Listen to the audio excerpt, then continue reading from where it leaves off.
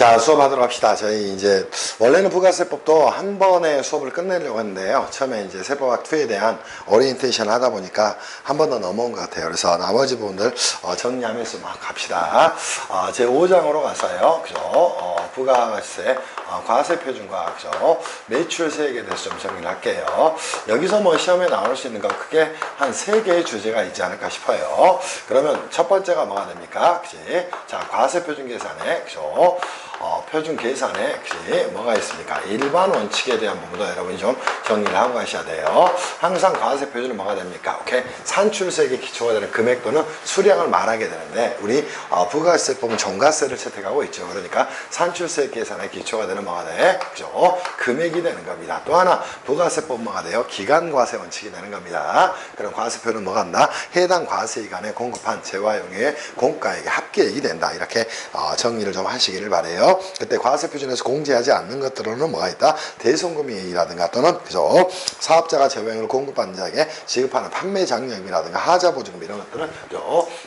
정리가 될 겁니다. 그래서 과세표준 계산의 일반 원칙에서도 첫 번째 재화 용역의 공급 시에 용역의 공급 시의 과세표준에 대한 부분을 좀 정리하시고요. 또 재화의 수입 시의 과세표준에 대한 부분 정리하시면 되겠죠. 그럼 재화용의 공급 시에는 해당 과세기간에 공급한 재화의 공가액의 합계액이 된다. 오케이? 재화의 수입 시에는 항상 부가세를 마지막에 붙는 거예요. 그러니까 관세, 과세 가격, 관세 플러스 농어촌 특별세, 교육세, 또 개별 소비세 이런 것들은 합한 금액이 된다. 이렇게 정리하시면 충분하게 정리가 되지 않을까 싶어요. 그리고 이 과세표준이라는 건 뭐가 됩니까? 자, 해당 과세기간에 해당 과세기간에 재화용의 공급가액의 합계액이 되니까요. 그죠?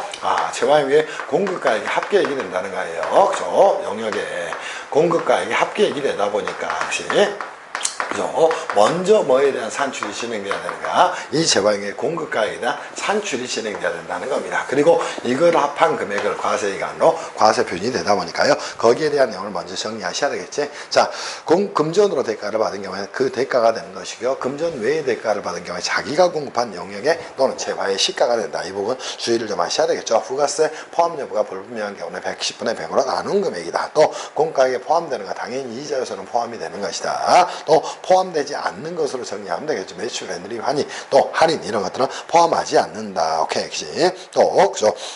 가끔 시험에 나오기도 합니다. 자, 뭐와 재화용의 공가액과 직접 관련 없는 국고보조금이나 공공보조금은 당연히 과세표준에 포함되지 않는다. 이렇게 정리하시고요. 여러분 시험에서는 이 과세표준 계산의 일반 원칙에서도 중요한 내용이 존재하는데 걔가 뭐가 됩니까? 부가세법상 부당행 계산에 부인 규정이 적용되는 경우입니다. 오케이. 그럼 부당행 계산 부인 규정이 적용된다는 건 항상 특수관계자가 개입이 된다는 거예요. 특수관계자에게 자, 케이스는 뭐가 될까요? 자, 재화를 공급하는 경우와 또 하나는 뭐가 있을까? 용역을 공급하는 경우로 나눌 수가 있다는 거예요. 그럼 재화를 뭐로 공급하는 경우에 무상으로 공급하는 경우와 또 저가로 공급하는 경우 정리를 하고 가시면 되겠죠. 용역도 저가로 공급하는 경우와 무상으로 공급하는 경우에 대한 부분을 정리를 해 놓으시면 될 것 같아요. 그럼 특수관계인 자에게 무상으로 공급하거나 저가로 재화를 공급하는 경우에는 원칙적으로마다 자기가 공급한 재화의 시가가 과세표준이 된다. 이렇게 정리하시면 되겠지. 용역의 저가 공급의 경우에는 자기가 공급한 재화의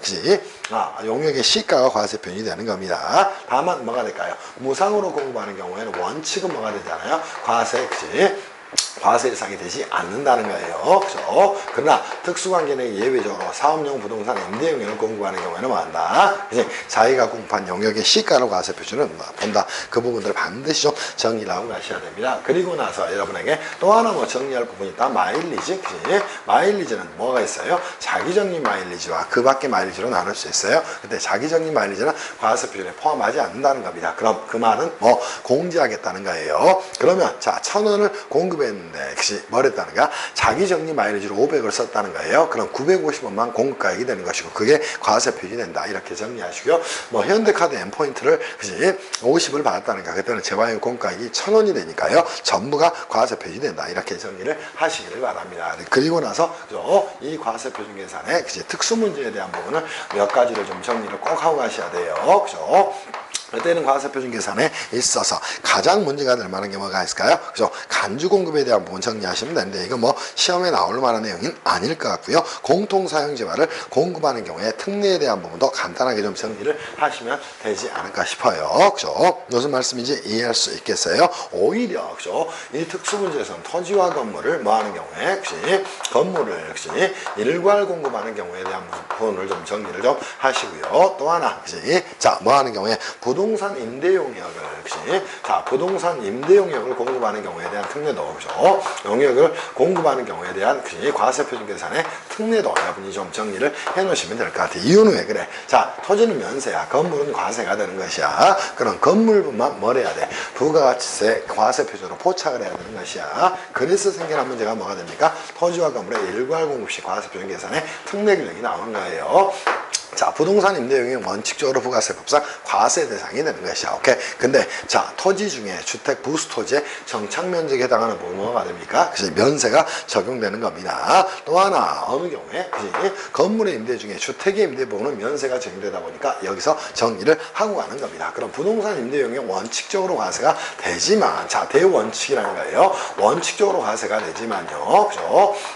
자, 뭐에 대한 부분, 그치? 주택 부수 토지의 임대라든가 예외적으로요. 그죠? 자, 주택 부수 토지의 토지 부분에서는 주택 부수 토지의 임대 부분하고, 그죠? 토지의 임대 부분하고 또 하나 뭐가 있습니까? 자, 주택 임대 부분에 대해서는 과세가 되질 않으니까요. 그죠? 과세가 되질 않다 보니까 여기에 대한 안분 계산의 문제가 생겨날 수 있다. 이런 마인드를 여러분이 가지고 가서 정리를 하기를 바랍니다. 그럼 임대료 총액을 파악한 다음에 기준시가 비율로 안분하는 것이고요. 다시 임대 면적 비율로 안분하면 된다. 이렇게 정리를 좀 하기를 바랍니다. 그리고 그죠? 이 과세표준에서 그죠? 항상 마지막으로 정리해야 될 내용이 뭐 있다? 그죠?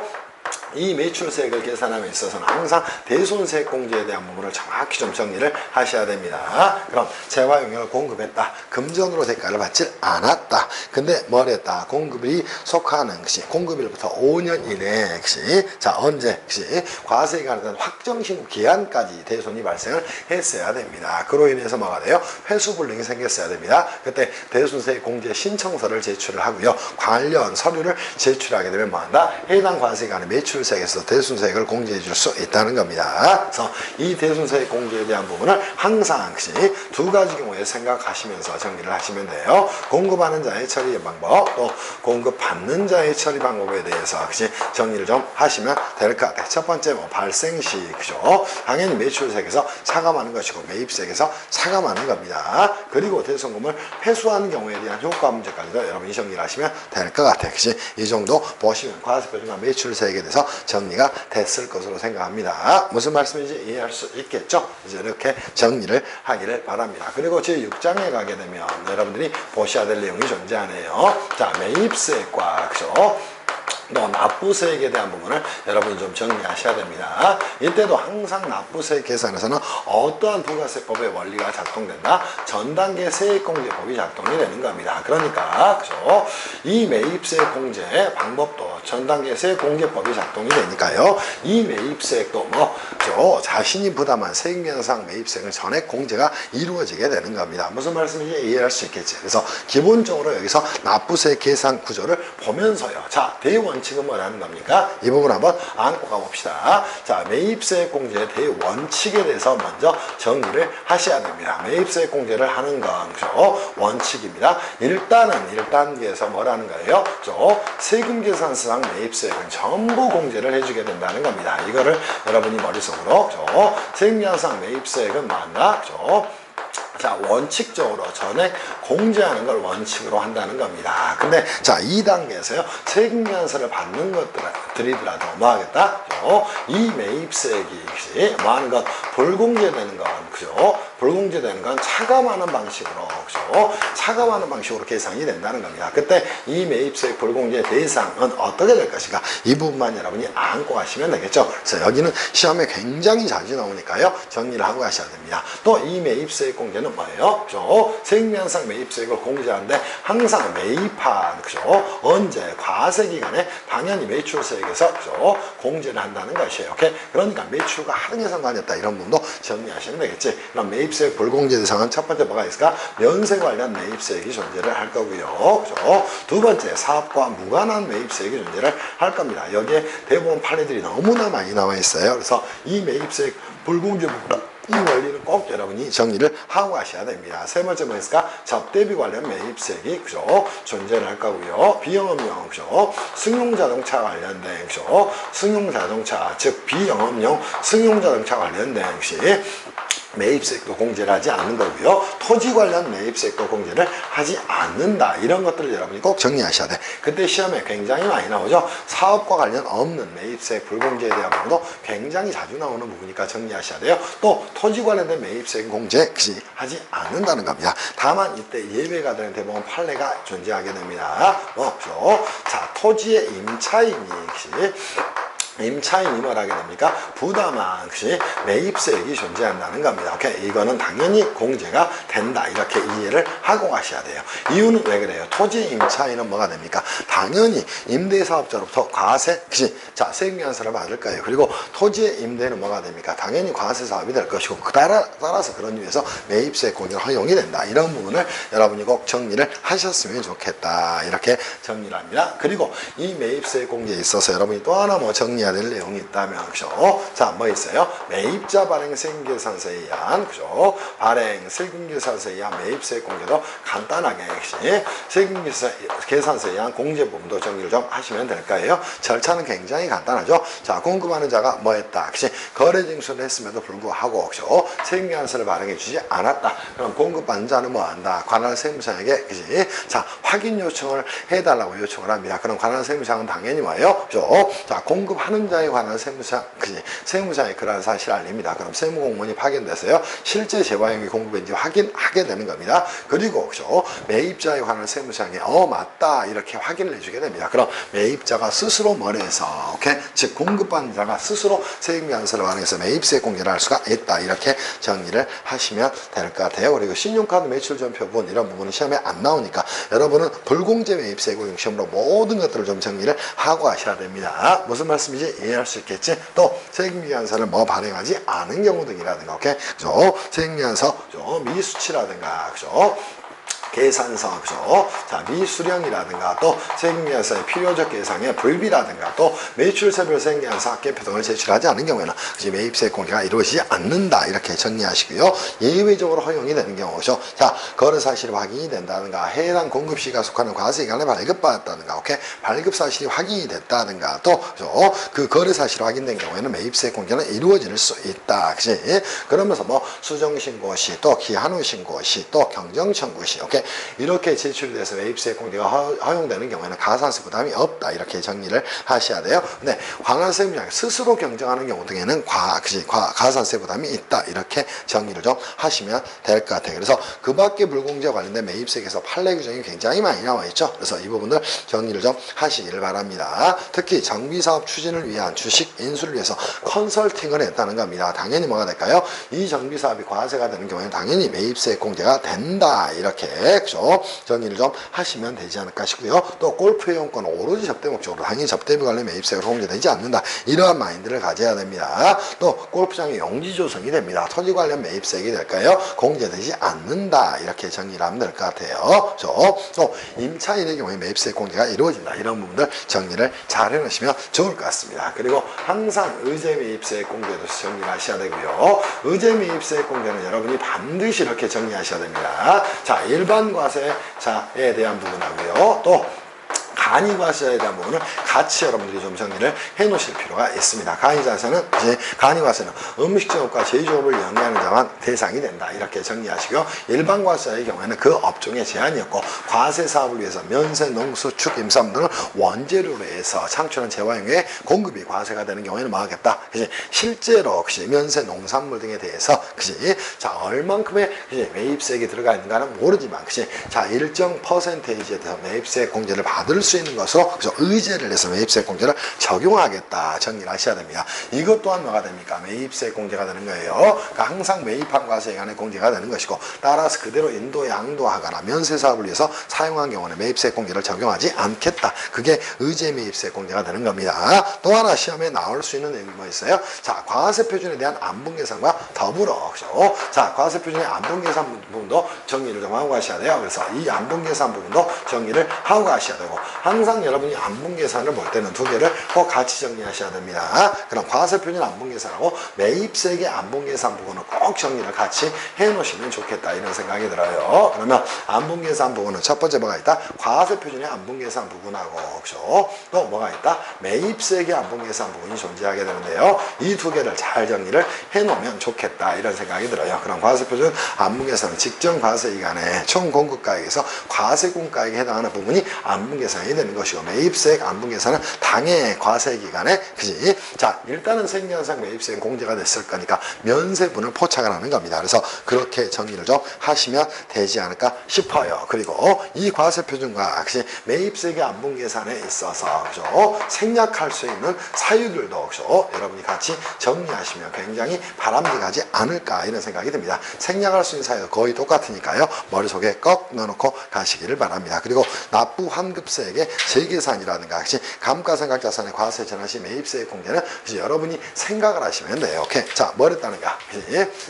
그죠? 납부 환급세액을 재계산한다는 말은 무슨 말이에요? 납부세액에 더하거나, 그지? 환급세액을 줄여줄 수 있는 내용이 된다는 거예요. 즉, 면세 비율이 증가한 경우에 해당, 그지? 그죠? 부분에서 뭐 한다? 납부 또는 환급세액을 다시 계산할 수 있는 것이고, 감가상각자산이 면세로 사용이 되는데 과세로 전환됐답니다. 당연히 뭐, 면세했을 때는 매입세액 공제를 받지 못했으니까, 과세로 전환됐으니까 매입세액 공제가 허용이 돼야 된다. 이런 부분들 정리를 좀 하면 좋지 않을까 싶습니다. 이게 이제 5장, 6장의 내용 이 되는 거예요. 그래서 어느 하나도 빼지 말고 전체적으로 잘 좀 정리를 하시라 이런 말씀을 드립니다. 그리고 나서 7장에 뭐가 나와요? 부가세법상 납세 절차에 대한 내용이 나옵니다. 이쪽도 시험에 출제될 올해 가능성이 너무나 많습니다. 그래서 그죠? 7장에 대한 내용 가서 정리를 같이 하도록 합시다. 그럼 7장에서 우리가 정리해야 될 내용 중에 납세 절차에 대한 내용은 정말 중요합니다. 그죠? 그래서 이 부분은 꼭 정리를 좀 다시 한번 하고 갔으면 좋겠다 이런 생각이 좀 들어요. 자, 이제 가도록 하겠습니다. 제 7장 갈게요. 제 7장 가겠습니다. 그러면 뭐가 있나요? 부가세에 있어서 납세 절차에 대한 부분으로 가서 정리를 좀 하겠습니다. 그러면 일반적 신고 납부에 대한 부분은 여러분한테 설명이 필요 없는 부분이니까요. 그죠? 당연히 예정신고, 확정신고가 존재한다. 이런 부분은 여러분한테 설명을 드리지 않을 거예요. 신고라고 하면 당연히 뭘 해야 됩니까? 당연히 신고 기한은 곧 납부 기한이 되는 것이고 신고 납부 기한에 대한 제도를 두고 있다는 것이야. 또 세금계산서 합계표를 제출을 언제까지? 전자세금계산서 는 다음 날까지 뭘 해야 돼? 국세청장에 전송해야 됩니다. 그럼에도 불구하고 전자세금계산서 합계표를 제출하지 않았답니다. 그럼 과세기간은 다음 달 11일까지 국세청장에 전송할 때는 세금계산서를 매출처별 세금계산서 합계표를 별도로 제출할 필요가 없다. 이런 부분도 정리를 좀 하시면 될 것 같아. 결정 경정 징수 환급에 대한 부분 그 중에서 여러분이 봐야 될 내용이 뭐가 있을까요? 부가세 환급에 대한 내용은 반드시 여러분이 정리를 하고 가셔야 됩니다. 그럼 부가가치세, 가치세, 환급에 대한 부분에서 여러분이 철저하게 정리할 게 뭐다? 자, 이거는 다시 한번 국세기본법의 국세 환급금에 대한 특례가 된다. 이런 내용을 정리하셔야 돼요. 그럼 원칙적으로는 일반 환급이 작동이 됩니다. 그치? 이게 원칙이라는 거예요. 그럼에도 불구하고 부가세법에서는 자, 투자를 촉진하기 위해서 뭘 한다는가? 조기 환급을 허용을 하고 있다는 겁니다. 그럼 원칙적으로 뭐가 되면 일반 환급이 적용이 되지만 그러면 확정신고 기한으로부터 얼마? 30일 내에 환급하는 게 원칙이라는 겁니다. 다만 예외적으로 뭘 하기 위해서 자, 투자를 촉진하고 영세후 등의 경우에는 조기 환급을 인정을 하고 있다는 거예요. 그럼 이 일반 환급은 언제만 인정됩니까? 당연히 확정신고 시에만 인정이 되는 겁니다. 그죠? 인정이 되는 거야. 그런데 이 조기 환급은 원칙적으로 언제도 인정되고 예정신고 때도 인정이 되고 또 확정신고 시에도 인정이 되는 겁니다. 그죠? 자, 이거는 부가세 하면서 신고 시에 함께 신고를 하게 되는 겁니다. 그런데 뭐가 있을까요? 부가세 신고 시에요. 부가가치세 신고 시에 당연히 환급 신고도 함께 이루어지는 거예요. 그런데 그죠? 조기 환급 기간에 대한 그죠? 신고에 의한 뭐가 있다는가? 환급이 있다는 겁니다. 각 과세기관에서 매 1월과 매 2월 또 매 그죠? 4월과 매 5월에 대해서 말할 수 있다. 그죠? 조기 환급 기간이 경과한 날부터 25일 이내에 환급 신고를 하는 것이고요. 그럼 15일 이내에 환급을 해주게 됩니다. 그래서 그죠? 이 부분도 여러분이 정리를 좀 해놓고 하시면 좋겠다. 이렇게 그죠? 정리를 좀 해드려요. 그래서 부가세 환급 제도로 먼저 꼭 정리를 해놓으시기를 바랍니다. 두 번째 뭐 있나요?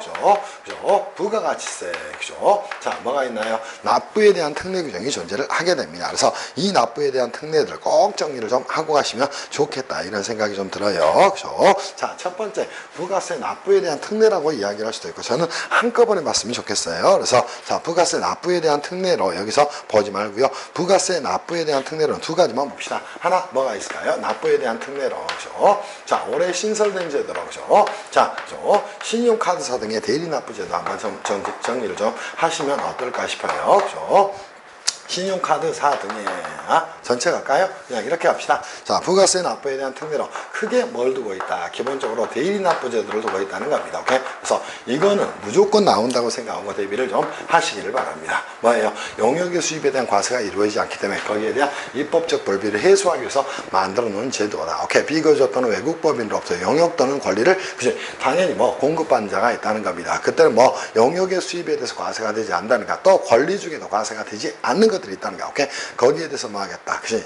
용역을 공급받는 자들, 용역 또는 공급받는 자는 뭐 대가를 지급하는데 부가세를 거래 징수를 해서 국가에 납부에 응대할 일마다 대리납부제다 이렇게 이야기를 하게 되는 거예요. 용역 등이 과세 사업에 사용되고 그죠? 그 사업자가 과세 사업자는 대리납부 의무가 없다는 거. 그럼 면세 사업자나 또 과세 사업자로서 그죠? 자, 매입세 불공제 대상이 된다든가 또 사업자가 아닌 자의 경우에 대리납부 의무를 지게 된다. 오케이? 그리고 다음 달 10일까지 납부해야 한다. 이런 부분들을 꼭 정리를 좀 해 놓으시면 되겠죠. 그리고 대리납부를 이행하지 않으면 뭐 벌성실 가산세가 부과한다. 이 부분 꼭 정리하셔야 돼요. 그리고 이 제도를 어디 신용카드사 등에 가져온 제도를 뭐라고 이야기한다? 신용카드사 등에 그치? 카드 그죠? 사 등에 뭐가 있습니까? 카드사 등에 대리납부 제도가 존재한다. 이렇게 정리를 하시면 될 것 같아요. 자, 이거는 뭐가 됩니까? 오케이? 그죠? 자, 용주점 등 그치? 체납률이 높은 부가세 법상 사업자에 대해서 신용카드사 등이 말하게 돼요. 그치? 매출 대금에 대해서 일부 수수료를 제외하고 나머지 금액을 지급할 때 그치 110분의 뭐 4에 해당하는 금액은 그치 자 뭘 해서 그죠 지급하지 않고요 거래 징수를 통해서 확보를 해서 국가에 납부하는 제도마다 신용카드사 등의 부가세 대리납부제다 이렇게 정리를 좀 해놓기를 바랍니다. 무슨 말씀인지 이해할 수 있겠지? 자 뭐예요? 세금의 투명화를 제고하고 과세 행정의 편의를 도모하기 위한 제도다. 항상 취지랑 이런 것들 정리하셔야 돼요. 또 하나가 뭐가 있나요? 재화의 수입에 대한 뭐가 있다는가? 그죠? 부가세 그죠? 납부 유예 제도가 존재를 한다는 겁니다. 이때는 항상 대상이 누가 되는 거예요? 중소사업자나 또 중견사업자가 된다는 겁니다. 그래서 여기에 대한 요건들도 반드시 머릿속에 넣어놓고 하셔야 됩니다. 그래서 여기도 출제가 안 됐습니다. 그래서 이 부분까지 꼭 여러분이 좀 정리를 하시라 이렇게 말씀을 좀 드리고 싶습니다. 무슨 말씀이 하시겠지? 취지 먼저 정리하셔야 되겠죠? 중소 또는 중견사업자의 부가세, 자금 부담을 완화시키겠다. 또 납세 절차의 간소화를 통해서 조세행정의 부담을 완화하고 또 자 누구 납세 의무자의 신고 등 협력 의무에 대한 부담을 좀 완화시키자 그런 제도마다 재화의 수입에 대한 부가세 납부의 유예 제도다 이렇게 이야기를 하는 겁니다. 그럼 누구한테 납부를 그죠? 누구한테 내야 될 세금을 납부에 유예하는가? 오케이? 세관장에게 자 거래 징수당할 부가세에 대해서 납부를 유예해 주는 겁니다. 그래서 기본적으로 여기에 대한 적용 절차라든가 오케이? 또 중소 중견사업자의 범위라든가 또 적용 절차라든가 그죠? 절차라든가 또 그죠? 납세 절차라든가 이런 부분을 머릿속으로 정리해서 정리를 좀 하시면 좋겠다 이런 생각이 좀 듭니다. 무슨 말씀인지 이해할 수 있겠지. 또 하나가 들어온 게 뭐 있어요? 그죠? 신탁재산에 대한 수탁자의 물정납세 의무까지 여러분이 꼭 정리를 하고 가셔야 됩니다. 그렇죠? 그래서 이 수탁자의 물정납세 의무에 대한 부분은 국세기본법의 양도담보권의 물정납세에 대한 특례 규정이 되는 것이에요. 그래서 이 부분까지 꼭 같이 정리를 좀 하시라 이렇게 말씀을 드리고 싶어요. 그래서 납부의 특례로 대리납부 또 신용카드사 등의 대리납부제도 재화의 수입에 대한 세관장의 납부 유예 자 또 뭐가 있나요? 수탁자의 물정납세 의무 이 부분들을 꼭 정리를 하시라 이렇게 말씀을 좀 드리겠습니다. 있습니다. 그리고 가선세에 대한 부분은 뭐 가볍게 역시 여러분이 좀 정리를 하시면 될 것 같아요. 가공발급, 가공수치, 또 비사업자의 가공발급, 가공수치의 경우는 그지 제방의 공가액의 3%까지 가산세가 늘어났다. 이 정도 정리하시면 될 것 같아요. 그리고 추가적으로 그죠? 자, 이 납세 절차에 대한 특수 문제로 두 가지를 꼭 정리를 더 하세요. 물론 여기에 원형은 뭐가 됩니까? 자, 원형은 다시 대리납부제도가 되는 거예요. 그래서 부가세법상 이 대리납부 제도에 역시 자 뭐를 두고 기반을 두고 있는 제도가 뭐가 됩니까? 그죠? 국외사업자에 뭐가 있어요? 그죠? 영업 등 공급 특례에 대한 부분을 정확히 좀 정리를 하고 가셔야 됩니다. 쟁점 사항들을 중심으로 정리하셔야 돼요. 또 전자적 영역을 공급하는 그죠? 전자적 영역을 공급하는 그죠? 자, 뭐에 대한 국외사업자에 대한 특례 규정도 여러분이 좀 정리를 좀 하시면 좋겠다. 그치? 이렇게 꼭 정리를 해놓기를 바랍니다. 그래서 대리납부제도, 국외사업자의 영역 등 공급 특례, 또 전자적 영역을 공급하는 국외사업자에 대한 특례도 그죠? 여러분들이 머릿속에 그치? 절대적으로 넣어놓고 가셔야 됩니다. 무슨 말씀인지 이해할 수 있겠지? 자, 그리고 나서 이제는 자, 부가세법의 거의 모든 제도가 끝났다는 거예요. 그죠? 그래서 지방소비세에 대한 부분은 뭐 1차에는 얼마나 내용이 되겠죠? 그리고 마지막으로 다뤄야 될 내용은 8장의 역시 간이과세제도에 대해서 정리를 좀 하도록 합시다. 그럼 제8장의 역시 자, 간이과세 제도에 대해서 좀 정리를 하시면 좋을 것 같아요. 그러면 이 간이과세제도는 자, 첫 번째 여러분이 먼저 명확히 정리할 게 뭐가 됩니까? 직전 연도 재화용의 공급대가 역시 4,800만 원에 미달하는 개인 사업자로서 간이과세 적용 배제 업종을 영위하는 자가 됩니다. 그래서 이 간이과세는 시험에 출제되면요, 제 생각에서는 5점에서 10점 정도로 가볍게 터치하는 방식으로 출제가 될 거예요. 그럼 이 간이과세가 도대체 누군가? 그리고 특히나 뭐예요? 그죠? 적용 배제 업종에 대해서 여러분이 체크를 꼭 하고 가셔야 되지 않을까 싶어요. 광업, 제조업, 도매업, 부동산 매매업, 전문직 서비스업 이런 것들은 적용 배제 대상이다. 이렇게 정리를 하셔야 돼요. 다만 제조업 중에 누구? 과자점업이라든가 양장점 또는 양화점업의 경우에는 역시 최종 소비자에게 일정 비율 이상을 직접 공급하는 경우에는 나 간이과세의 적용을 받을 수 있다. 이렇게 정리를 좀 해놓으시기를 바랍니다. 그리고 나서 역시 이 간이과세 제도에서 역시 자 뭐 차가감 납부세액에 대한 계산 구조도 좀 정리를 하셔도 괜찮을 겁니다. 왜냐하면 곧바로 납부세액은 뭐 이제 자 재화용 공급대가에 역시 업종별 부가율이 10%를 곱한 금액이 될 거예요. 그러니까 곧바로 뭐가 나옵니까? 납부세액이 나온다는 거예요. 무슨 말씀인지 이해할 수 있겠어요. 그죠? 자, 납부세액이 이렇게 역시 먼저 나오고 나서 이 납부세액은 역시 공급대가의 업종별 부가율의 10%를 곱한 금액으로 나오고 나서 뭐 합니까? 그죠? 여기에 그죠? 차감, 그죠? 차가감, 혹시, 자, 뭐, 세액이 존재를 하게 됩니다. 물론, 차감세액일 겁니다. 그럼 공제세액이라고도 이야기를 할 수 있겠죠. 공제세액은 뭐가 있는 거다. 그치? 자, 첫 번째, 뭐, 의제매입세 공제가 원바다가 될 것이고, 매입세금이한세, 그치? 공제가 존재할 거고요. 또, 의제매입세 공제에 대해서는 다시 한번 일반과세와 더불어 여러분이 꼭 정리를 하고 가셔야 될 거예요. 그죠? 또 하나가 뭐가 있을까요? 오케이. 기타 등등등이 존재할 겁니다. 신용카드 회수점성 발행공제도 존재할 것이고요. 그죠? 기타 등등등 존재할 겁니다. 그리고 나서 여러분이 또 하나 봐야 될 게 뭐가 있을까요? 항상 재고 매입세액하고 재고 납부세액에 대한 부분을 꼭 정리를 하고 가셔야 돼요. 그래서 이 부분들을 원리를 가지고 여러분이 정리를 하고 가셔야 됩니다. 뭘 조정하기 위한가? 오케이? 일반과세와 간이과세의 자 매입세 공제율의 차이를 조정하기 위한 내용이 된다. 매입세 공제율의 차이를 뭐하기 위한 조정하기 위한 제도를 뭐다? 재고 매입세액과 납부세액이다. 이렇게 이야기를 하게 되는 거예요. 자, 이때는 간이가 뭘로? 일반으로 전환된 경우에 적용이 되는 거고요. 이때는 뭐다? 일반이 역시 자 이렇게 간이로 전환된 경우 이미 먼저 매입세 공제는 받았거나 받지 않은 경우에 대한 부분이다. 이렇게 정리를 좀 하시면 되지 않을까 싶어요. 그리고 나서 뭐합니까? 이 간이과세는 어떠한 제도상의 문제점을 가지고 있는가 여러분이 좀 정리를 하셔야 돼요. 그러면 문제점으로 첫 번째 뭐 누적 효과가 발생할 수 있고 환수 효과가 발생할 수 있다는 겁니다. 세액미환세를 발행하지 않으니까 상호 대상에 문제가 생길 수 있다는 거예요.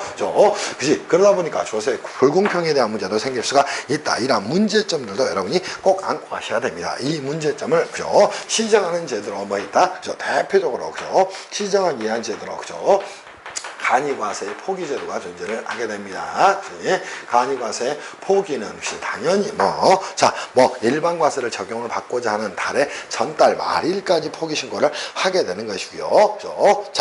적용을 받고자 하는 달의 1일부터 그로부터 얼마 3년 동안은 다시 간이과세 적용을 받지 못한다. 이렇게 좀 정리를 좀 하시면 될 것 같아요. 그래서 여러분이 보셔야 될 내용으로는 간이과세에서는 의제매입세 공개, 또 재고매입세, 또 재고납부세, 또 간이과세 포기제도 이런 것들을 정리하고요. 또 간이과세 문제점 이런 부분을 아마 정리하면 충분히 정리가 되지 않을까 싶어요. 그래서 이게 여러분이 하셔야 될 내용으로 보여집니다. 무슨 말씀인지 이해하겠죠? 그래서 부가세법은요, 다른 법하고 달리 역시 어느 하나하나를 전부 다 뭘 해야 됩니까? 오케이? 여러분들이 정리를 잘 해서 들어가셔야 됩니다. 왜냐하면 35점이 출제가 되기 때문에 어디가 출제된다, 어디가 출제되지 않는다 이렇게 말할 수가 없어요. 오케이? 그래서 전체를 잘 좀 정리를 해 놓으시기를 바랍니다. 무슨 말씀인지 이해할 수 있겠죠? 이렇게 해서 부가가치세법을 마칠게요. 이제는 세법학의 거의 80% 정도 왔다 이렇게 이야기할 수 있습니다. 그래서 이 개별 소비세 부분은 전혀 어려운 내용이 아니니까요. 저희 통합세법학 교재에도